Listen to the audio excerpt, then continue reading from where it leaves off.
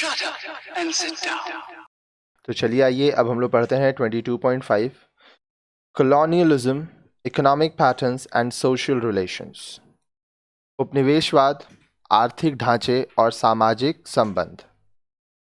Most industrialized nations of the Western world in 1900 directly ruled and controlled economically territories far beyond their own boundaries. सन 1900 में पश्चिमी विश्व के ज़्यादातर औद्योगिकीकृत राष्ट्र अपनी सीमाओं से दूर के प्रदेशों पर शासन करते थे अथवा उनको आर्थिक रूप से नियंत्रित करते थे। Britain ruled over most of while Holland ruled over the entire area that is now Indonesia. France, Britain, Germany, Italy, Portugal, and Belgium had colonies in Africa, Japan, China. Britain ने भारत के ज़्यादातर भागों पर राज किया, जबकि हॉलैंड ने आधुनिक Indonesia के संपूर्ण क्षेत्र पर शासन किया। फ्रांस, ब्रिटेन, जर्मनी, इटली, पुर्तगाल और बेल्जियम के अफ्रीका, जापान और चीन में उपनिवेश थे। These colonial rulers tried to prevent Asians and Africans from acquiring advanced technologies and carefully controlled railways and telegraph networks in their colonies. इन उपनिवेशों के शासकों ने एशिया और अफ्रीका को नवीनतम प्रौद्योगिकियां हासिल करने से वंचित रखा तथा इन्होंने अपने उपनिवेशों के में सावधानी पूर्वक रेलवे और टेलीग्राफ पर नियंत्रण रखा। They also came down heavily on aspirations for freedom. ये स्वतंत्रता की अभिलाषा करने वालों पर सख्ती करते थे। They replaced the earlier languages of administration with their own. इन्होंने प्रशासन में पहले से उपयोग में लाई जा रही भाषा के स्थान पर अपनी भाषा लागू कर दी। They also initiated some educational policies with the aim of assimilating some section of colonial society with the foreign rule. अब देखिए, उन्होंने विदेशी शासन में औपनिवेशिक समाज के कुछ लोगों या कुछ भागों को सम्मिलित करने के उद्देश्य से कुछ शैक्षिक नीतियां प्रारंभ की। They also prepared some sections of them for manning the colonial administration that at lower levels. उन्होंने निम्न स्तरों पर औपनिवेशिक प्रशासनों को चलाने के लिए उनके कुछ भागों को भी तैयार किया। They practiced policies of divide and rule, restricted development of modern economic activity, and used education for purpose of creating a social gulf between those educated in the colonial language and those in the local languages. उन्होंने फूट डालो और राज करो की नीति अपनाई, आधुनिक आर्थिक क्रियाकलाप के विकास को रोका तथा औपनिवेशिक भाषाओं और शिक्षा का उपयोग स्थानीय भाषाओं में शिक्षितों के बीच भेद करने के उद्देश्य से किया।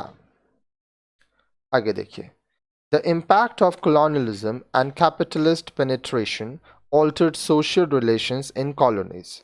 उपनिवेशवाद के प्रभाव और पूंजीवाद के प्रवेश ने उपनिवेशों में सामाजिक संबंधों को बदल दिया।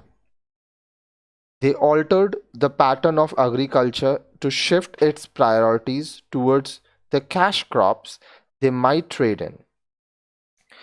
उन्होंने नकदी फसलों जिसका वे व्यापार करना चाहते थे उसके लिए अपनी प्राथमिकताओं में परिवर्तन लाने के लिए उत्पादन के ढांचे में बदलाव किया।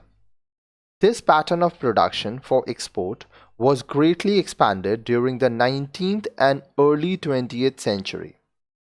निर्यात के लिए उत्पादन के इस प्रतिमान में 19वीं और 20वीं शताब्दी के पूर्वार्ध में अत्यधिक विस्तार किया गया। For example, Indian peasants produced opium that British entrepreneurs exported to China. अब देखिए, उदाहरण के लिए भारत के जो लोग थे वो क्या करते थे?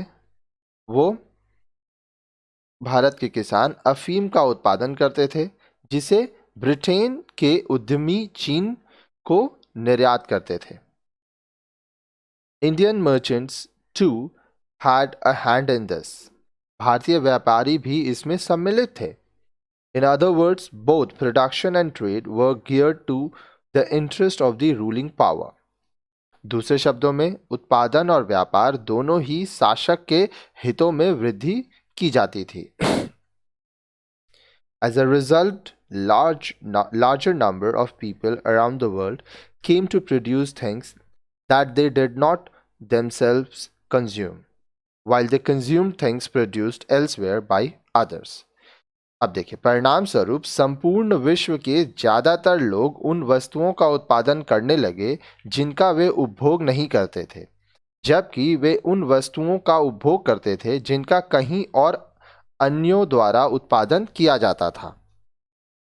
आगे देखिए, such commercial patterns created interdependence but also dependencies because of the hold of the ruling powers. Peasants in many areas lost food sufficiency, with the result that although the total world production of food was higher than even before in history, the late 19th century famines killed millions of people. ऐसे वाणिज्यिक ढांचों ने शासकों के नियंत्रण के कारण अंतर्निर्भरता और अधीनताएं सृजित की. कई क्षेत्रों में किसान पर्याप्त मात्रा में खाद्य पदार्थों का उत्पादन नहीं कर पाते थे, जिसके परिणाम स्वरूप 19वीं शताब्दी के अंत में आए अकालों के कारण लाखों लोग मरे. हालांकि अब तक के इतिहास में खाद्य का विश्व में कुल उत्पादन पहले से अधिक था.